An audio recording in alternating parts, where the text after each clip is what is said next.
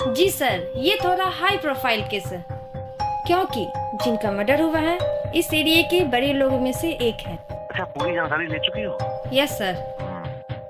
अच्छा सुनो, जी। मैं अभी आता हूँ, जस्ट वेट। Okay sir. जी मैडम जी, मुझे भी ऐसा ही लगता है। इस केस में अब कुछ बचा ही हुआ नहीं है, मगर सांप की नजर में और बाज की नजर में ज्यादा फर्क नहीं है।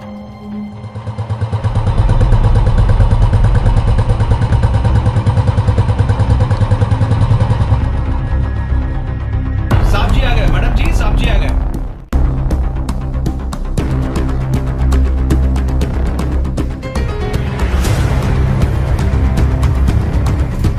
जय हिंद सर। जय हिंद। कोई और इन्फॉर्मेशन है क्लू? जी सर, सारे सबूत और गवाहों के बयान से ये पता चलता है कि मर्डर किसी ने किया। जो चीजें ऊपर से जितनी सीधी दिखती हैं, उसके नीचे उतने ही राज छुपे होते हैं।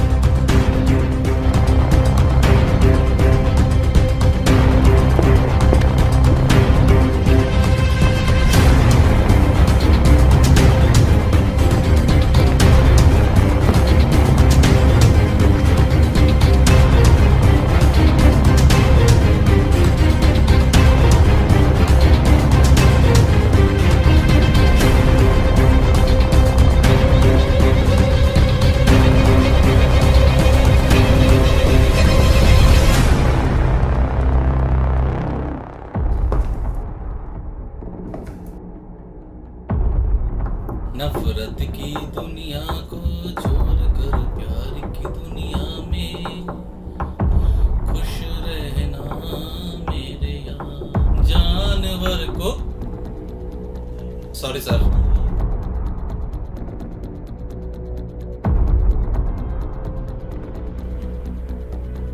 पहली बार इस कुर्सी पर इतनी सुरीली धुन सुनी है, वरना तो लोग इस कुर्सी पर बैठने के बाद अपना सुर लय ताल सब भूल जाते हैं। सॉरी सर, बट सच्चा सुर लगाने वाले कभी बेसुरे नहीं हो सकते। Oh really?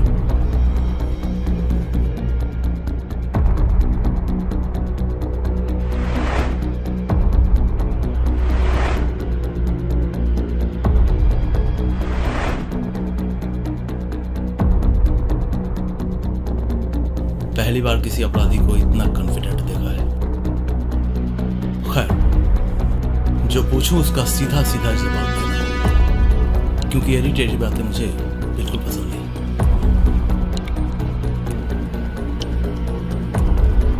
राम स्वरूप सिंह से कोई जाती दुश्मनी?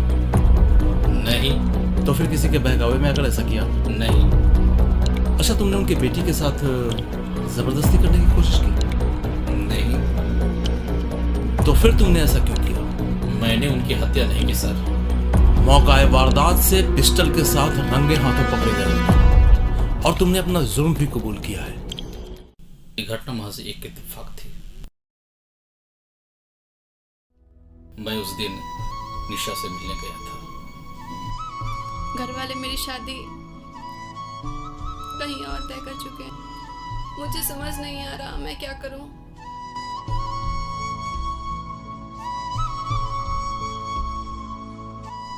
मेरी माँ भी तो नहीं है जिनसे मैं अपनी सारी बातें कह सकूं। मुझे इस सिचुएशन में अपनी माँ की बहुत याद आ रही है। अगर तुम्हारी शादी किसी और से हो गई तो शायद मेरी सांसों की डोर तुम हो। अगर वो टूट गई तो शायद मैं जिंदा नहीं बचूंगा। प्लीज ऐसा मत बोलो। ठीक है, चलो ना, भाग चलते हैं। नहीं नहीं, मुझ में इतनी हिम्मत नहीं है, मैं ऐसा नहीं कर सकती। हमारी किस्मत को जो मंजूर होगा वही होगा। अच्छा, मैं चलती हूँ, मेरे भैया मुझे ढूंढ रहे होंगे।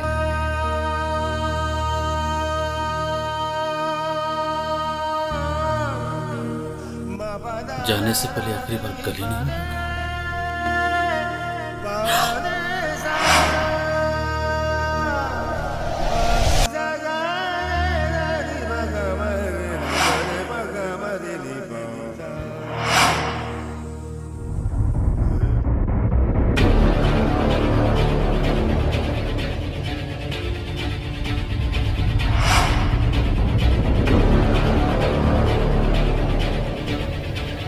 माधर चोद, मेरी हिम्मत कैसी हुई मेरी फूल जैसी बेटी पर गलत निगाह डालने का। आज मैं तुम्हें जिंदा नहीं छोड़ूंगा।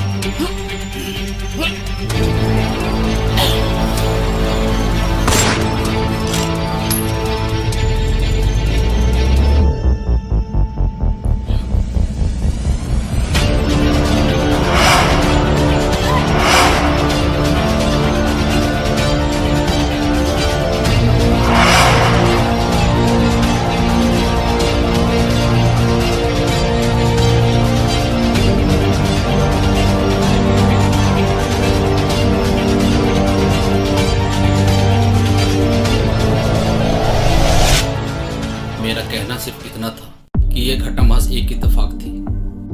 छीना झपटी में गोली चली जो किसी को लग सकती थी, मुझे भी। एफआईआर में रामस्वरूप जी के बेटे का बयान है कि तुमने उनकी बहन के साथ जबरदस्ती करने की कोशिश की और जब उन्होंने तुम्हें रोकना चाहा तो तुमने उन्हें गोली मार दी। एफआईआर तो आप मेरा भी एफआईआर दर्ज कीजिए कि रामस्वरूप जी ने मुझे मारने की कोशिश की। चलो तुम्हारी बात मान लेते हैं, लेकिन तुम्हारी बात का कोई सबूत या गवाह? निशा है।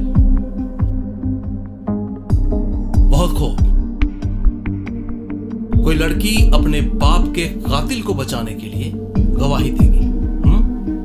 मुझे उस पर पूरा भरोसा है कि वह गवाही जरूर देगी। और ऐसा नहीं हुआ तो मैं पूरा जुल्म कबूल करूंगा। मुझे लग रहा है तुम कुछ ज्यादा ही जज्बाती हो। चलो मान लिया कि वो लड़की वाकई तुमसे सच्चा प्यार करती है, लेकिन ऐसे हालात में कोई लड़की अपने परिवार के खिलाफ एक बार फिर सोचो। सर, मुझे पूरा यकीन है आपको उससे बात करके मेरी बेगुनाही का पूरा यकीन हो जाएगा। दुआ करो तुम्हारा यकीन सही साबित हो। सर, इसमें लड़के का बयान लेना बहुत ही जरूरी है। पांडे जी, गाड़ी निकालिए।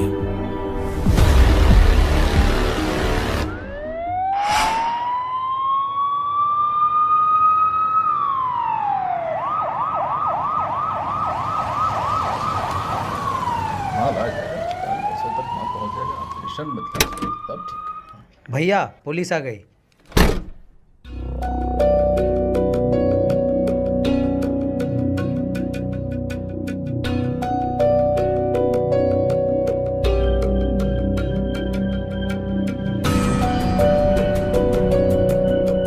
जी कहिए। हमें इस केस में निशा का बयान चाहिए। सॉरी सर, हम दोनों भाई अपना बयान दर्ज करवा चुके हैं और वही हमारा आखिरी बयान है। आपने ठीक से सुना नहीं शायद। हमें निशा का बयान चाहिए। वो इस केस की आई विटनेस है, इसलिए उसका बयान इस केस में कानूनन जरूरी है। सॉरी सर, हमारे घर की बहू बेटियों का कोर्ट कचहरी और थाना पुलिस करने का रिवाज नहीं है।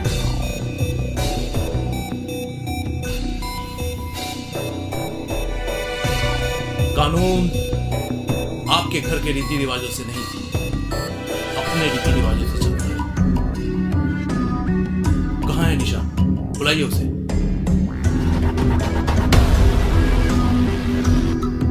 ठीक है, आप आइए मेरे साथ।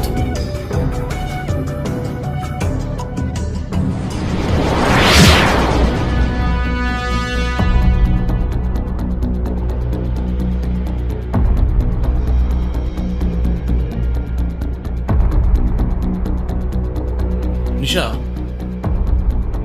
तुम्हारे भाइयों ने यह बयान दिया है कि राजू तुम्हारे साथ जबरदस्ती करने की कोशिश कर रहा था, और जब तुम्हारे पापा तुम्हें बचाने गए तो उसने उन्हें गोली मार दी। सच क्या है? तुम ही हो जिसके सामने ये सारी घटना हुई थी, और जिसे ये पता है कि सच क्या है और झूठ क्या।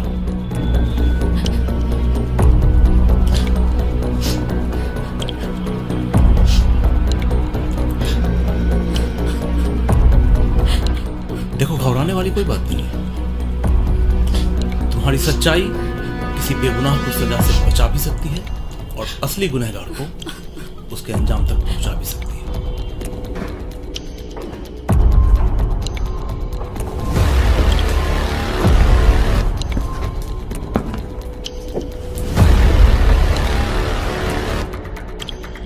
आपको निशा का जवाब मिल गया होगा।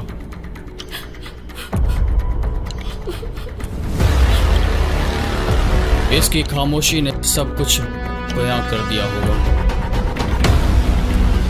चलो निशा।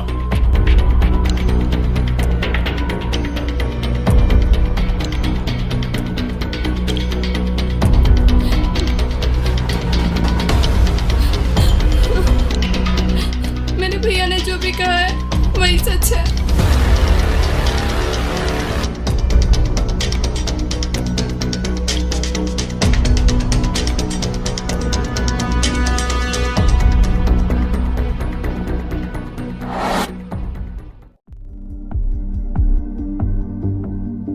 क्या हुआ सर?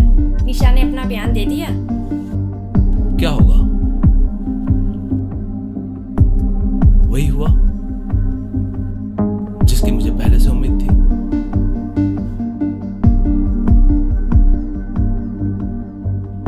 Let's go.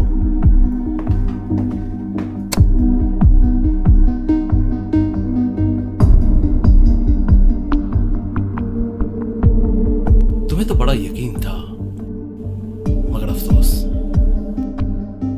तुम्हारी दुआ कबूल नहीं हुई। हाँ, मेरा तजुर्बा जरूर सही साबित हुआ। ये मजाक कर रहे हैं सर? मजाक? तुम्हें पता है तुम्हारे साथ इतना बड़ा मजाक हो चुका है कि कोई और क्या तुम्हारे साथ मजाक करेगा। उस लड़की ने हमारे तहकीकात में अपने भाइयों का साथ देकर 3 बातें साबित कर दी है। पहली बात, उसने अपनी जिंदगी बचा ली। दूसरी बात, समाज में अपने परिवार की इज्जत बचा ली। और तीसरी और सबसे इंपॉर्टेंट बात पता है क्या है? उसने ये साबित कर दिया है कि अगर तुम्हारे और उसके बीच में कुछ था तो वो सिर्फ और सिर्फ मजाक था।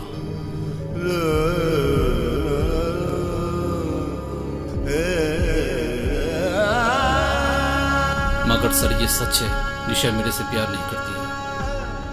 और ये भी सच है कि निशा के साथ मैंने जबरदस्ती करने की कोशिश की। और सर मैं ये भी कबूल करता हूँ, जब उसके पापा उसको बचाने आए तो मैंने उन्हें गोली मार दी। देखो, बेवकूफी मत करो। जज्बातों के सहारे जिंदगी नहीं चलती। निशा को देखो और कुछ सीखो उससे। क्यों अपनी जिंदगी बर्बाद करने पर तुले हो? अरे लोग थूकेंगे। देखो मेरी बात मानो, समझदारी से काम लो। तुम्हारी तरफ से भी एक काउंटर एफआईआर दर्ज करते हैं और तुम्हारे बयान के मुताबिक तहकीकात शुरू करते हैं।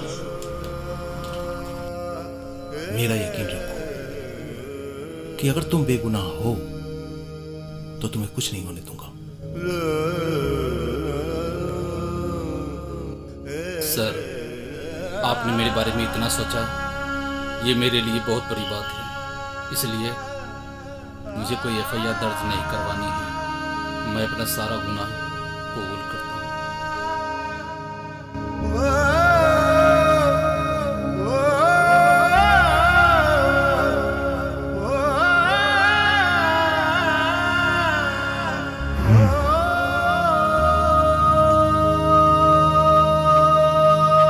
ओके।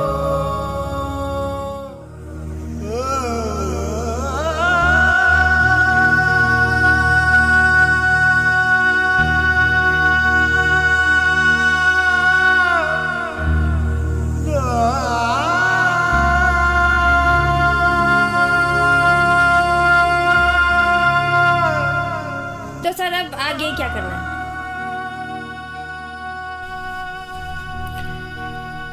क्या करना है?